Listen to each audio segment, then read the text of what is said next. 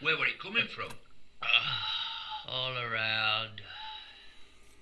It was as if I wasn't hearing it in my ears. I could hear it in every part of me, all over, all at once. You've got a recording of this trumpet then? No, I haven't, 'cause like, got a fucking recording. I lost the machine somewhere in the wood running away. But you've got some photographs though? No, I fled, Keith. I was terrified. I still am. What's happening to me? I don't know.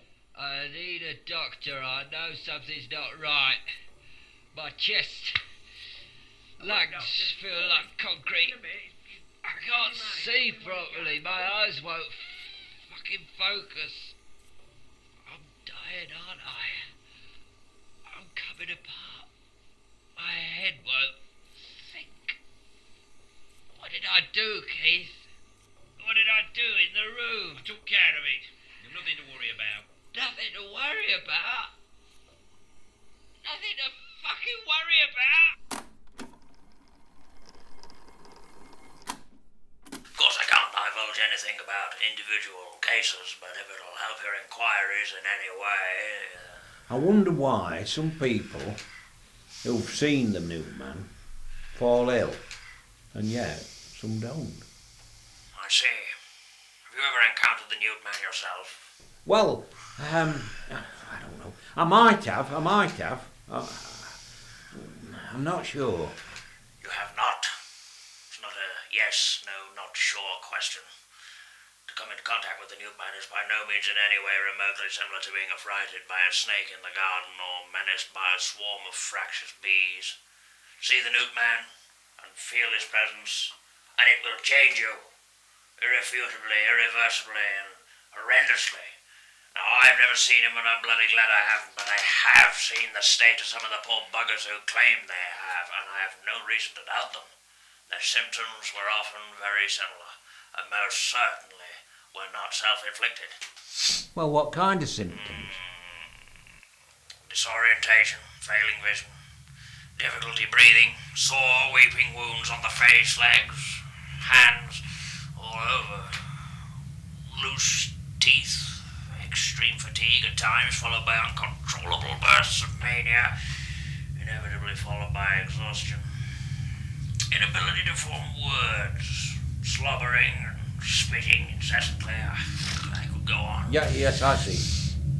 Perhaps most striking of all, in all the cases I've come across, and there were hundreds, Mr. Hoon-Fox, most apparent was their pitiable embarrassment, fear, even, when in the company of another person.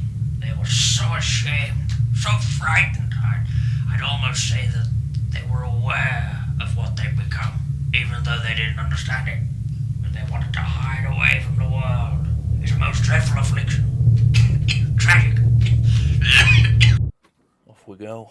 Off we go. And we've picked a good day for it, Tim.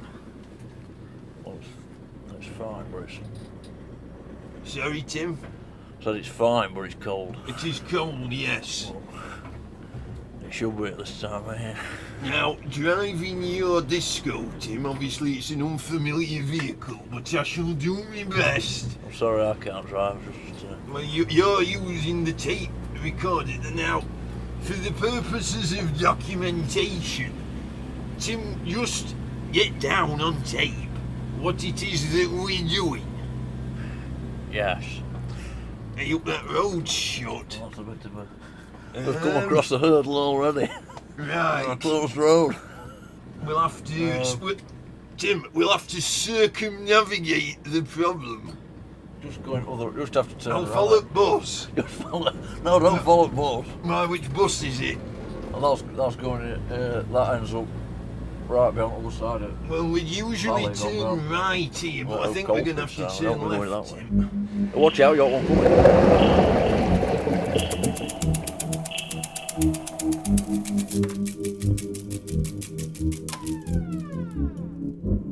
It was in winter, and there was a covering of snow, not a great deal, mind, just a covering, and one Sunday afternoon I was stood at the sink doing the pots from the Sunday lunch, and I noticed we'd had a visitor in the garden. From our kitchen sink, you see, you can see right at the garden, you can see into Mike's, and you can see right onto the playing fields and across the road and up the fields there, you can see all the lot, and there was footmarks, and while I was drying the pots I kept thinking, those footmarks are big, and there were big footmarks, bigger than a fox or a badger or a dog or a monkey. Now we've had a monkey once leave its footmarks all along, so I do know, but these was the biggest of all.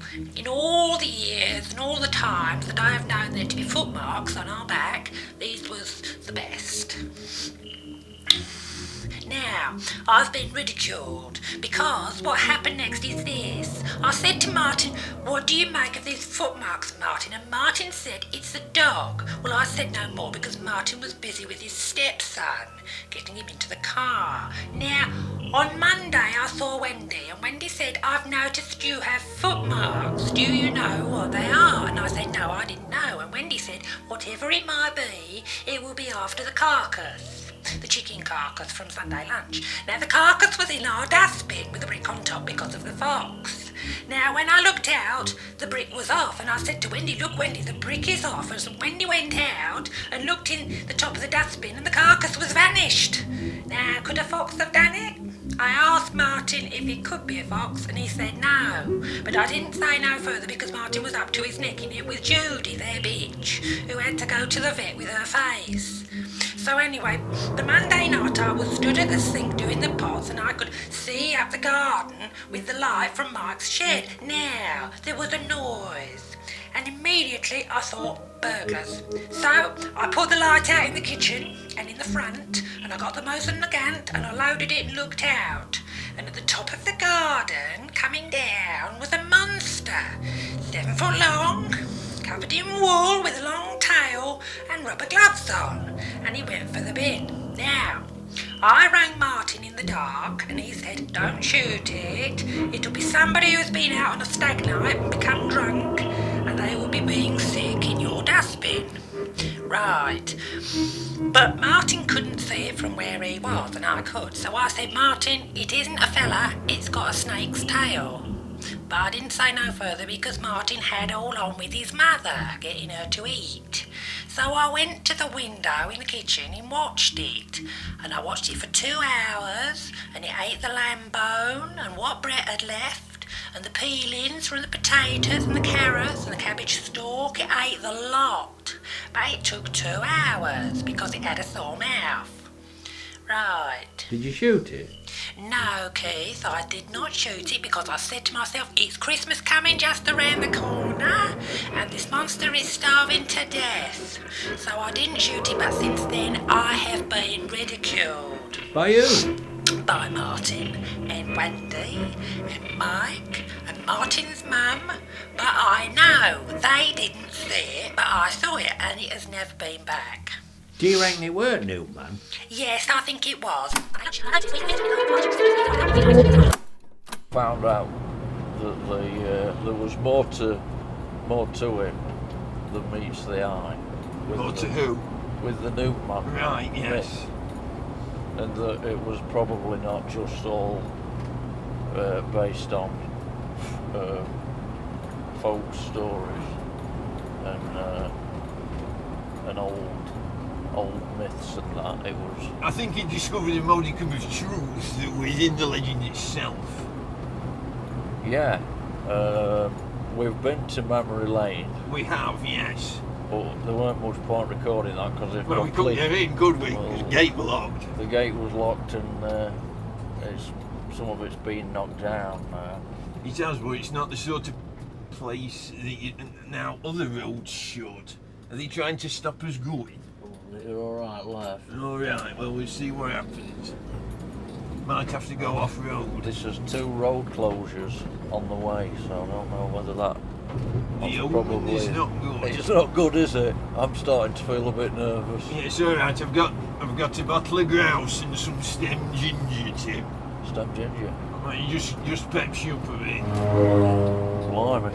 Thought that were a Hawker hurricane coming over the top of it. He's desperate to run himself into Edgebottom, isn't he? He's not going to get far because he's going to run into a road closure in about 500 yards. No. But as, for the purposes of documentation, Keith Hoon-Fox has disappeared. Yeah. And all roads seem to lead down a cul-de-sac. Through the official channels, nobody knows a bloody thing. Well, the people who do know aren't saying out, and we've not managed to establish very much at all. But his last known place where he went was in the woods, which was... Spindley Woods, it's almost see it in over view. there. No, we can't see it yet. No, we can. No, we can, it's up on the ridge up there, But, yes. And there's a lovely ominous black cloud hanging from over. this distance it looks like purple sprouted broccoli. It does actually, it's beautiful. So, I wish we were trees. growing broccoli rather than trying to The more that this goes on, it feels like a dreadful error. Well, we don't have to stay very long. I mean, how long are we staying for? How long does batteries last in that machine? About 3 hours. Right. I don't want to stay 3 hours. I'm already quite scared. It's alright, we'll have a bit of stem ginger before we go out. Let's go have some switch tape machine off, we won't be able to move it. As far as I'm aware, Tim, there's only actually one established trail through the Spindley Woods. And is this the start of it? Yeah, we're on it now. Look, Well, there's another one part over of there. the reservoir's down there. Now that's changed. Yeah, a lot more trees. That's changed a lot. And also somebody's been doing, they've been cutting a lot of... Why has that been cut woodland. down? Let's just go and have a look at that. It appears to me like there's been some junior forestry taking place, and I'm wondering Just put why. this into context. I'm wondering why With, that's um, it. Through Keith Hoon-Fox's cousin, Beryl, who weren't interested in any of this, we've managed to acquire, I gave her £25 for Keith's tapes and his photos and slides and his writing all about the Newt-Man.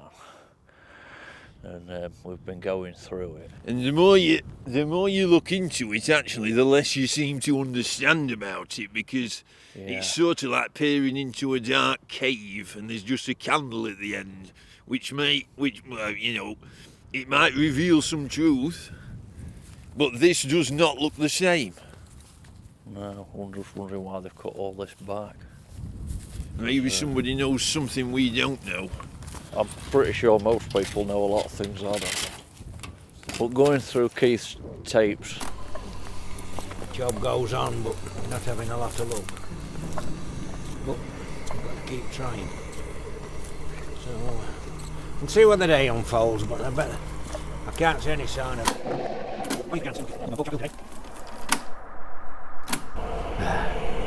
You're a dicky bird. Rowan, get you, you bastard. Think you're gonna fucking leave me, but you're not. Bloody have you. it's a very long process because there's probably how many Well, tapes? some of them are just mixtapes he's done off at radio. Yeah, this is what's confusing. Beryl had us on the sting with that one. She sold a load of Oh, crap. I don't think she stung me that badly with it. Now this view from here, as we pick up Now this is the the reservoir as it snakes round, this is where Keith actually did take one of his pictures that he thought, I'm seeing as a it. blow-up, was the Newt-Man. I'm But looking now and I can see where the Newt-Man was in the photo. I don't feel right being here, Tim. No, I I'm not don't. so keen on this. Feeling But a bit apprehensive. Fair enough. But why would a man live in a wood like that, playing his trumpet for nobody? Is that anybody's business but his own? I see your point. Let's stick to the incident, the situation in question. How did Herr Scheitz contact you? In the pub? And what did he say? He offered me £30 to act as his guide and lead the way over the moors till we reached Spindley Wood. There, he planned for us to sit out all night with binoculars and cameras and goodness knows what, waiting for the man in the woolen newt costume. Next morning, I'd guide us back.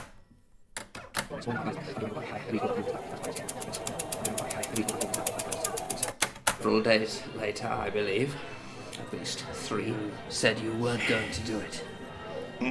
not quite. I alerted him to the very possible dangers of such an endeavour and made it clear that I had certain misgivings.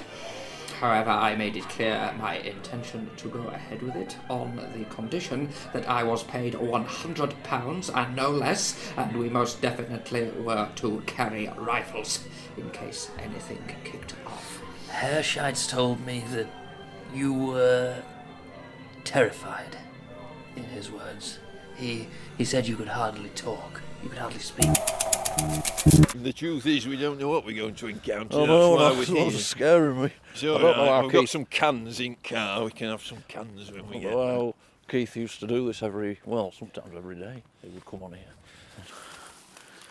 'Cause isn't that well? It's very important to document all of this. Now, one of the most interesting things that we both came across in Keith's writings, and though we had no actual photographic or tape recorded evidence, was he was convinced that there was a cave somewhere within the woods themselves Yeah. that the Newt-Man did reside. There's taped evidence of Keith actually finding something that resembled a nest. Definitely not new. Been here a while. Could it be the Newt-Man's weekend abode? Who knows, who knows. Time will tell, but interesting, very interesting. Perhaps we're on the right track at last. Some samples from it, whether they ever came to anything, I don't know. He never talked about them again. But he was convinced that now we're going the wrong way here. Oh. Now we've got to try and cross this marsh. Yeah. I think just go for it. No, not there. That'll go under. Now we're having to backtrack. You see, it's not the easiest place to get in, is it? Ooh, nearly went then. Nearly did a Lance Corporal Jack Jones. Is it time for a bit of stem ginger yet? Yeah, can we just turn this off a minute, because I'm going to have to change the tack.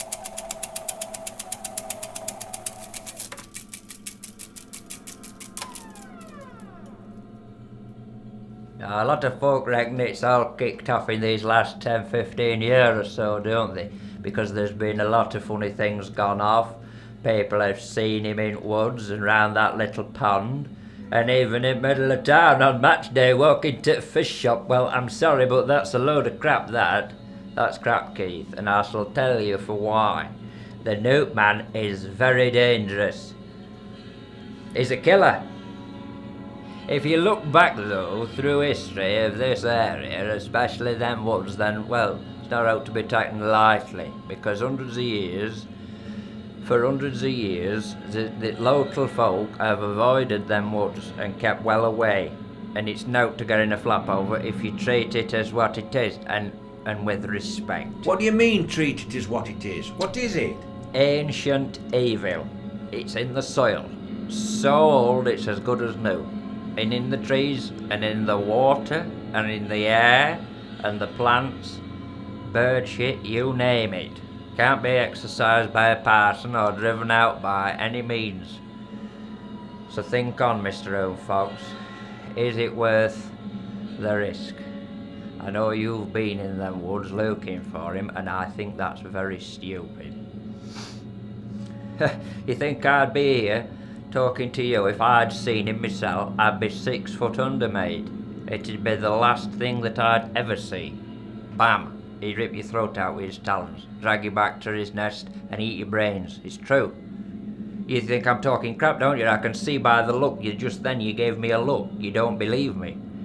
You spoke to that many bloody so-called eyewitnesses and experts. You don't know truth when it's skid you straight. Nobody to touch you, is there? You've been at it that many years. You're more famous round here than bloody Newt-Man himself. Well, you're asking for trouble, mate. Big trouble. I'm sorry for getting worked up. It's very hard, though, sometimes when you know what the truth of a situation is and nobody believes you. You take my advice or you won't, and if you don't, you'll find out hard way, and that's all there is to it, isn't it? In woodland like this, every time you turn, something catches your eye. Very hard to not make a noise, isn't it? It's hard not to make a noise, but it's hard to keep your eyes focused. Yeah. You never think it'd get as dark as this. The sky's hardly getting through. We need to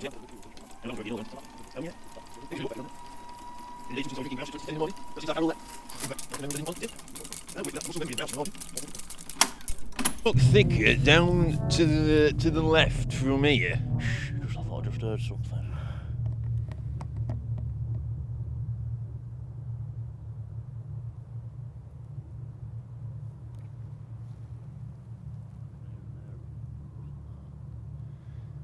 What was the sort of sound, Jim? Like over there.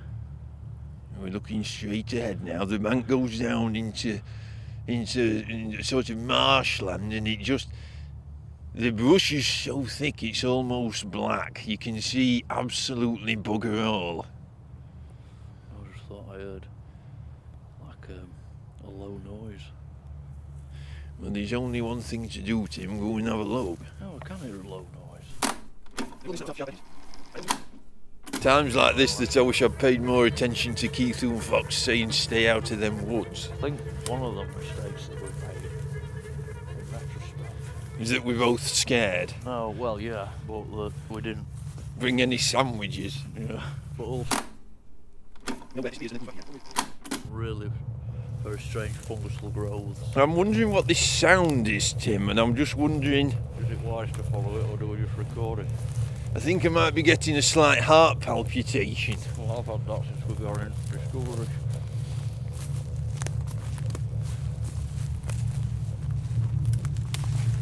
And still it grows louder, Tim. Some markings here.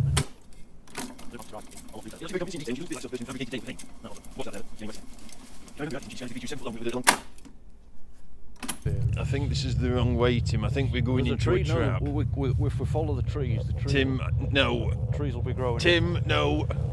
You're going to go down. If you go down, I can't drag you out with my back. My eyes stinging a little bit. Now that I think about it, I think they I feel are. like I've got a bit of a frog in my throat. A bit like start of conjunctivitis or something. Yeah. No, I don't know Really what. wet. I don't know what's meant to be growing out of this, but I've never seen out like it. It's like orange, like a rust brown, like red oxide. It is. There's like a silver scum on top. Or just feet. If Keith were doing this sort of thing most days, there's no wonder he didn't have much of a social life, Tim. No, we'll keep fit, won't it? I suppose. Although there is a lot of chemical spill off in here, isn't there? Now that's another thing. It's another thing we've not spoken about. Just blow me nose. Hold on.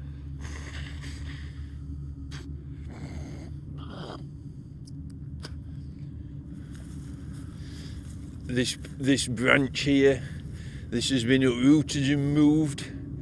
What it's pointing toward, I'm not exactly sure, but There's a little area over there that that looks like some kind of a monolith. It does. Some kind. I was just going to say, Tim, you can tell here that this is where the majority of the runoff from Memory Lane has had an effect.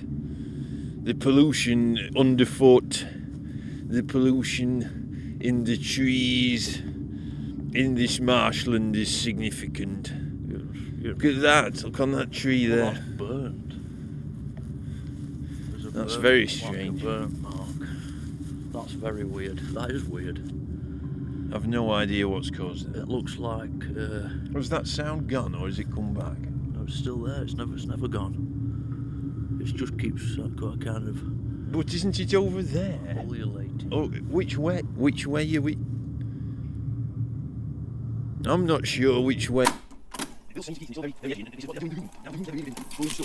The only concern with us following this noise is that we're essentially cut off from any kind of quick escape. There's definitely a noise now. It's getting louder, It's Tim. like a That trail shouldn't be there. That wasn't here last time. grumbling noise. Now, why does that trail start from the middle of nowhere? How does a trail start? Trail's appeared, and there's no.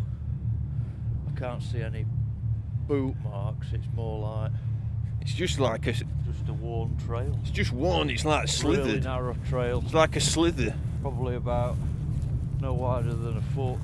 Well, we're going to have to follow it, Tim. We're going to have to go down. Really well trodden. We're going to have to go down. We're heading down now towards the... There's like a belt of marsh that goes in between... Well, I think they goat willow and silver birch, although a lot of them are rotten. They've fallen down, they spread over the marshland, and this is where the trail goes. That's all flat.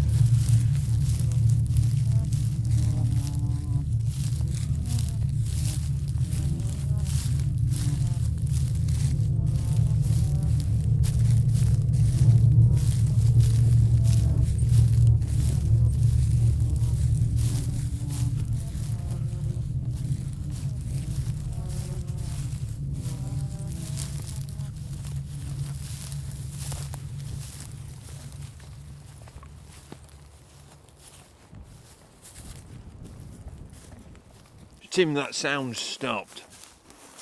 It has actually, I think. Has it? Or have we just got used to it? I keep thinking I'm seeing things out at the corner of my eye, like... These trees make it look like there's, when you move, every time you take a step, if you're looking into the trees and not looking where you're going, which isn't ideal, it looks like moving figures. I can understand why most people don't do this. Oh, what was that? Oh, it's just broken wood. it sounded like a large bag of crisps. I think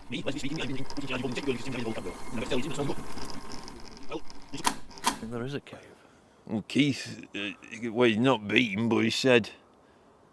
Maybe. He said that there must be somewhere that the Newt-Man dwells within these woods, but he'd never found it.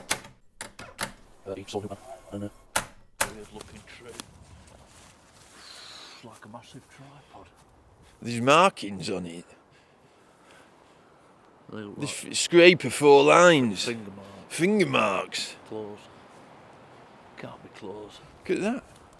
Look at that there. Oh, no. Oh, that no. That looks like what Keith was talking about when he was talking about that nest. Oh, that's just sent a shiver right through me.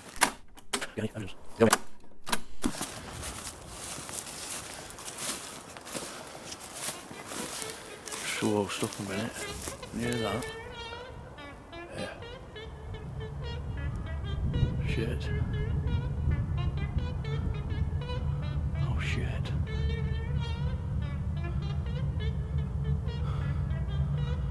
That's a trumpet. Isn't it? I don't feel very well, Tim.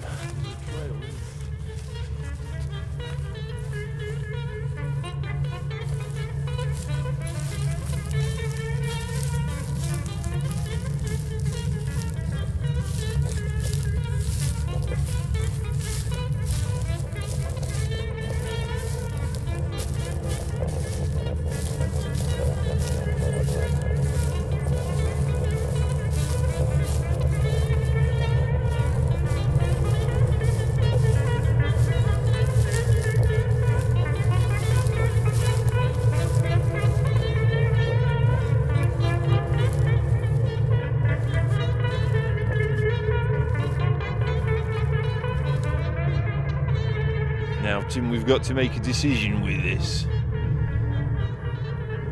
Because I've not had a very happy or successful life, but even if it does continue in that vein, I'd like a bit more of it.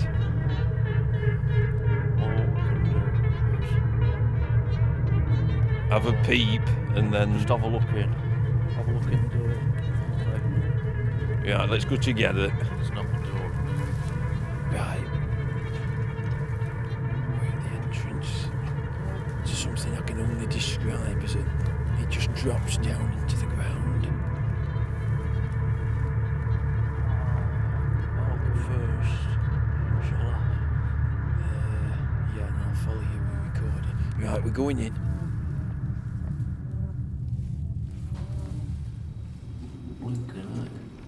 How far does it go? Can't see at the minute. What's all that crap down there? It's not real watches. Kids' footballs. That's a bin lid. Broken it. Tim. Tim.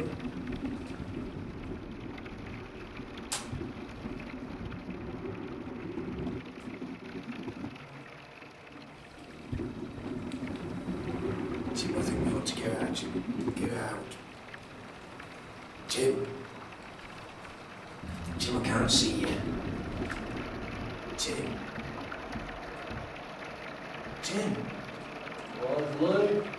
Tim, I can't see you. Tim, where have you gone?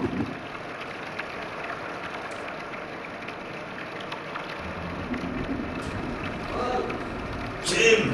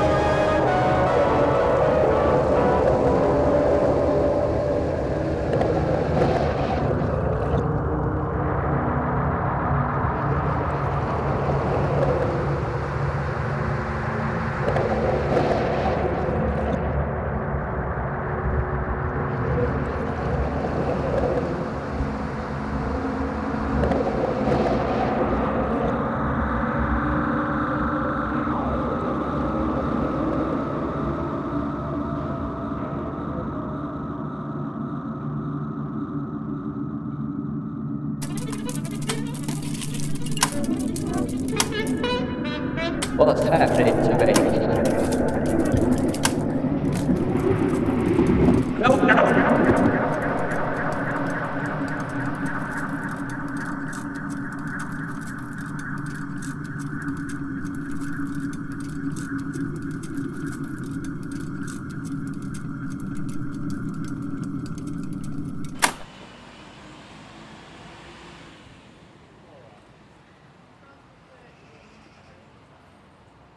Could you give me your full name, please? My full name? William Graville. Bill. And how did you feel when you first came round from this very strange and troubling episode? That's what we could call it. I can remember when I came round, I had a sore throat. It was as if something was blocked in it, really, more than sore. It's the worst throat I ever had. It was like trying to swallow a snooker ball that was on fire. And my eyes were gummed up. Couldn't see more than 18 inches away.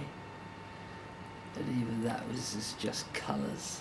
Just people we stood and I couldn't recognise anybody. I ended up with a legging plaster, as if I needed that, and 3 busted ribs on the right side, because I walked in front of a milk float. I was trying to go across the road to go to the newsagents for some cigarettes, and I walked right in front of a milk float. It was lucky it wasn't a bus. I genuinely thought I was going blind, and started to think about that, but there wasn't time to think about that, because the thoughts I did have, the stuff that was going on in my head, you would not believe. I don't believe it now, and I know it's true. It was as if I was disappearing from where I was, from where I am, and I was appearing elsewhere, as someone else, as something else. They managed to catch it just in time, whatever it was, but I felt like a sack of shit for 4 months. Eyesight came back at first, throat loosened up at long last, and I could start. Eventually I was digesting a decent bit of snap at long last. It scarred me though, and the doctors said it's actually quite common. It's a real thing. They can't warn people though formally. They aren't allowed by law, for some reason, to properly warn the public because of a lack of evidence. And I mean, what more evidence do they bloody need, eh? The stuff that Keith and me found out, where's it gone? So, I mean, you've seen it, haven't you? You've seen all the evidence. You've heard the recording that they made. No, actually, Of the trumpet. I haven't, Bill. You haven't heard the trumpet. No, all of that evidence, as you say, it's disappeared. If ever there was any, I haven't heard any of it. I haven't heard the trumpet. Right. Well, the trumpet.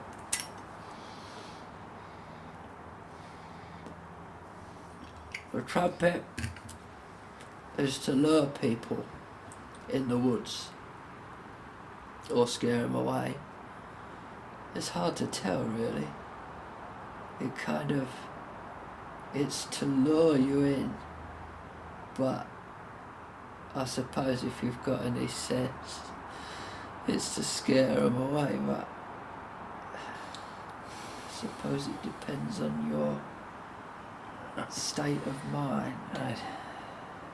When you're there. Yeah. Hard to tell. But if he plays a trumpet, then he must be a human being, surely, because newts are not musical. No, they're not, no, as far as we know. No. I don't see why it matters. You reckon it's a he? I don't know, I'm asking you. It's not a he, it's an it. A weird, fucked up, evil bastard. It isn't worrying about death anytime sooner or later because it's here forever. People have seen it, haven't they? For hundreds of years. Years and years ago. Now, this is it, this is simple. A man can't live 100, 200, 150 years in a fucking wood, can he? If he can, why don't we know who he is, eh? A person just can't disappear without nobody knowing something about him. Unfortunately, it's a lamentable thing in our so-called civilized society that a person can disappear and not be missed. Yeah. Well. Yeah. Yeah. I mean, I did. I did, didn't I?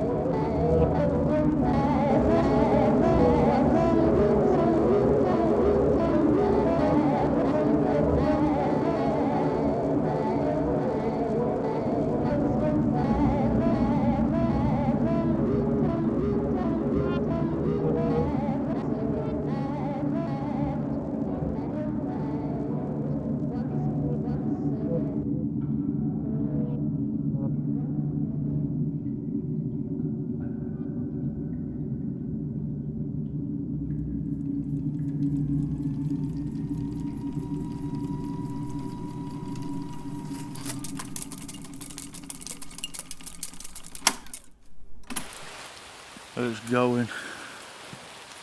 Now I don't know what's just happened. No, but me and Tim have come to in a clearing completely different place. that must be however many hundreds of yards, if not further away from where we've passed out. We've both gone under and there's no sounds now. There's a line of trees all been broken off, but about 4 foot flattened in a row, pointing into the middle of the wood. But we're now at the very edge of the woods at the other side.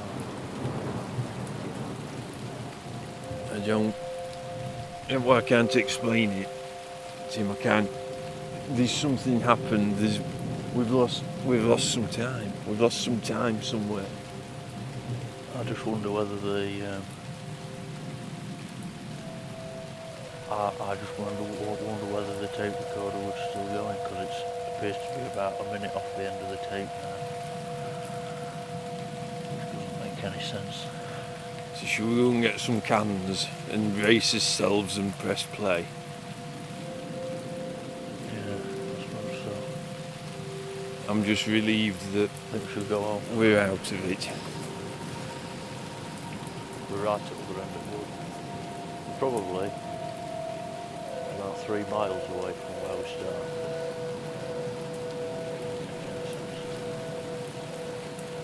What time is it?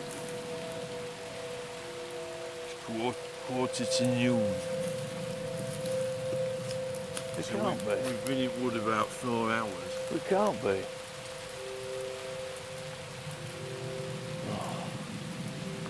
Oh shit. Let's go home. Let's go home. Let's get out.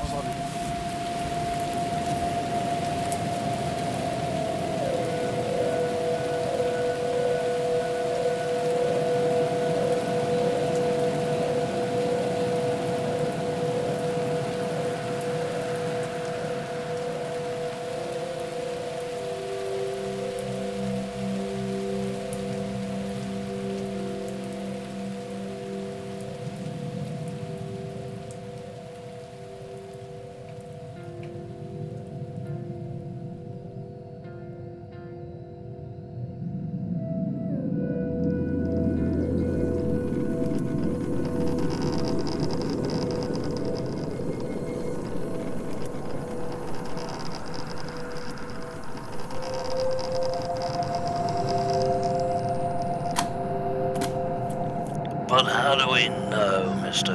Fox? How do we know what he saw or where he went, even? No witnesses. His photographs could have been faked. The recording's more easily faked than the photographs. After he came back, he fell ill. Thought it was just fatigue and shock and being out in the cold all those hours. Still believes that, as far as I know. I happen to be the doctor who examined him. Don't let this go any further. I'm only divulging this to warn you. He was close to death on his return. Face and hands brought out in strange marks and bruises. Throat tightened up and sore. He gasped for every breath. Spent months in recovery in a specialist clinic, living in a waking nightmare. Lucky for him, he passed, but that horrible illness, Mr. Hoon-Fox, is your best evidence yet that the Newt-Man exists, and that man was witness to him. I'm thankful I wasn't. And my advice to you is stop.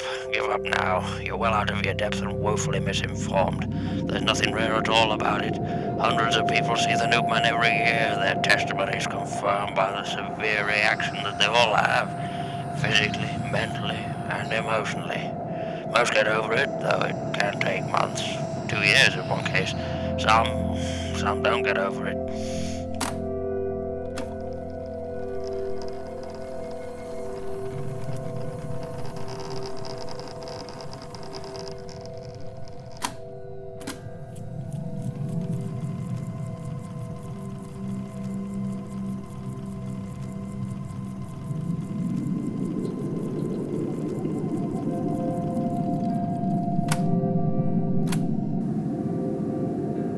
The night I encountered the man in the woolen newt costume was no coincidence. It wasn't by chance.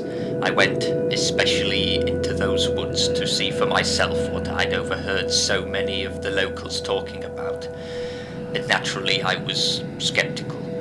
The thought of a 7-foot newt that can run at great speed, swim like a fish, climb trees, kill its victims with a slash, a swipe of its tail, or its clawed hands seemed unbelievable. I dismissed most of the stories as exaggerated old wives' tales, hysteria, clumsy folklore.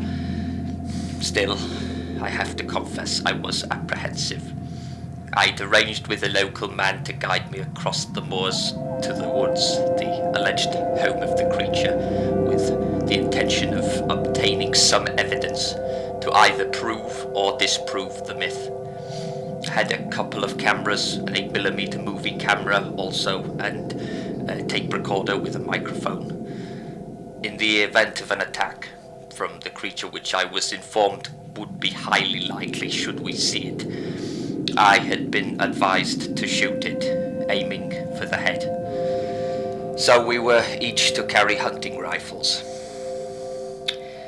The day arrived and my guide was nowhere to be found. This came as a shock because he had spoken so positively about the venture. He was very keen and I trusted him.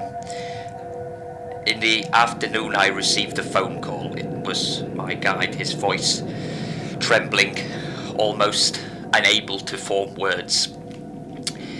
He was terrified. He feared for his life and had convinced himself that we would both be killed. I could not calm him down. He refused to show me a way across the moors and leave me to endure a night in the woods by myself, so I got angry. I didn't care about his concerns. I wanted to get to the core of the riddle and felt confident that I could do so. I felt that to back out now would be to turn against fate. Anger eclipses reason. I made my way over the moors alone and waited for nightfall. Very quickly I grew intolerably cold.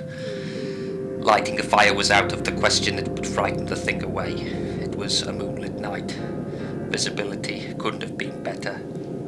I found myself staring into shadows, making out faces in the gnarled trunks of trees, and I became fixated on what I thought was a massed collection of fungus formed on a dead tree about 20 meters ahead of me. This silhouette appeared to be creaking backwards and forth, and all at once the hairs on my arms and the back of my neck stood on end. In the moonlight I recognized it as the unmistakable shape of a human head, shoulders, arms and legs moving very low to the ground, hunched over like an old man, but very swift on the feet. The figure was merely 10 or 12 meters away, apparently oblivious of me, and as it turned I realized it had a tail, an unruly, sweeping tail like a crocodile, half the length of the body. The face I did not get to look at properly, but it appeared to be paler than the body, which was rough and dark and lumpy in places, taut and tense in others. I could make out 3 round discs in the center of the face, a pair of deep-set black eyes, flat and round like little black biscuits, and a gaping toothless mouth like a cavern, a tiny cavern edged with knotted filthy bristles, permanently gaping wide open, gasping for every breath, the tongue flicking in and out, tasting the night air. On the wind, the smell of this creature was overpowering. It was a smell of dead wood and rotting blood, damp, rancid body odor fermented many times over and stagnant. The stench filled my nostrils and my throat. My mouth and throat tightened. I could feel my diaphragm drop. And then, without any further warning, I began vomiting uncontrollably. In a matter of mere moments, the Newt-Man had gone. I didn't wait around. As frightened as I was, I could pack everything together somehow. I held the rifle on the safety catch and made my way back over the moors in the moonlight. The sun was beginning to rise as I walked back into town. And what do you make of it? Is it human? If it is human, I can feel nothing but great sadness and pity for him, because somebody somewhere must once have loved him. He may have a mother and a father. He must have. They may still be alive somewhere, but maybe the somewhere where they exist is not the same somewhere in which we do.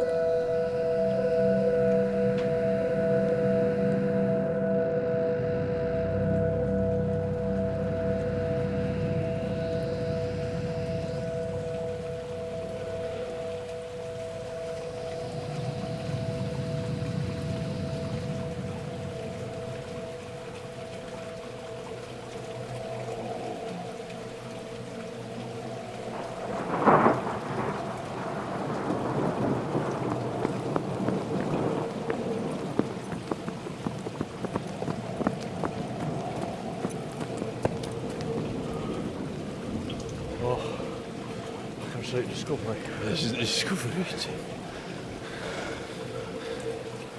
I'm gonna kind of just make a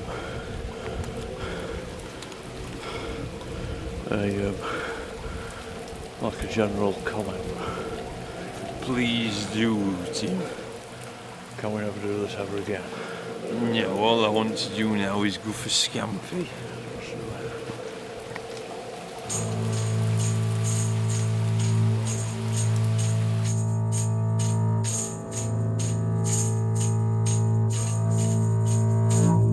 You're right to be scared of the thing in the woods, with its long sharp claws and its dark green hood. Many have seen it and so got a fright out in them woods on a full moonlit night.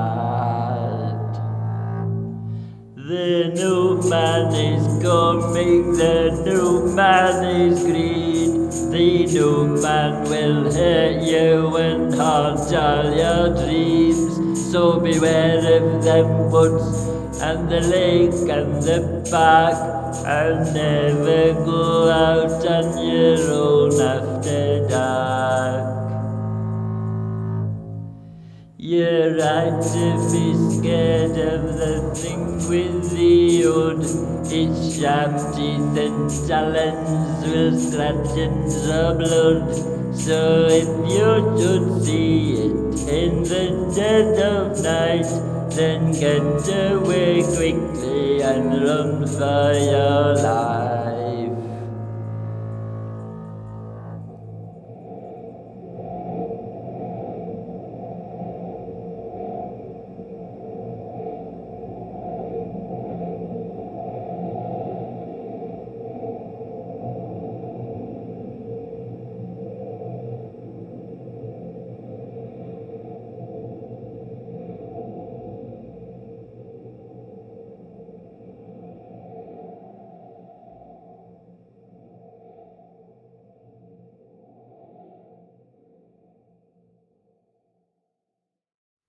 The Newt-Man of Memory Lane, The Lost Evidence, featured David Robinson as Keith Hoon-Fox, Joseph Dethick as Leslie, and Jim Dethick as Bill, Graville, Tim, and all the other characters. It was written, edited and directed by Jim Dethick, produced and recorded by Jim Dethick and Joseph Dethick, and featured the Dethick Brothers' own original music and songs. Copyright Jim Dethick and Joseph Dethick 2025.